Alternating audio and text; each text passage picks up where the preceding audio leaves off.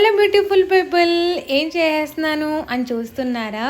మా ఊళ్ళమ్మ తల్లికి ప్రసాదం పెడదామని అనుకున్నాము. లక్కీగా శుక్రవారం రోజునే పౌర్ణమి వచ్చింది. అబ్బా, ఎంత అదృష్టమో నాకు అనిపించింది.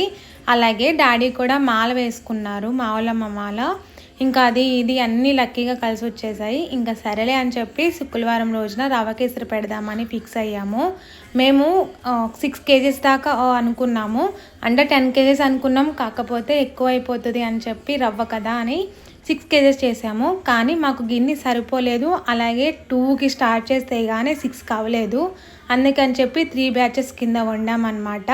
లక్కీగా టైంకి 6 కల్లా అయిపోయింది. చక్కగా అందించేసాము. నెక్స్ట్ వ్లాగ్లో ఎలా జరిగింది, ఏం జరిగిందో కూడా చూసేయండి. ఇంకా మొత్తము ఒక 4 క్యాన్స్ దాకా అయినాయి అనమాట. అన్నీ నీట్గా సదిరేసుకొని టెంపుల్కి వెళ్ళిపోయాము.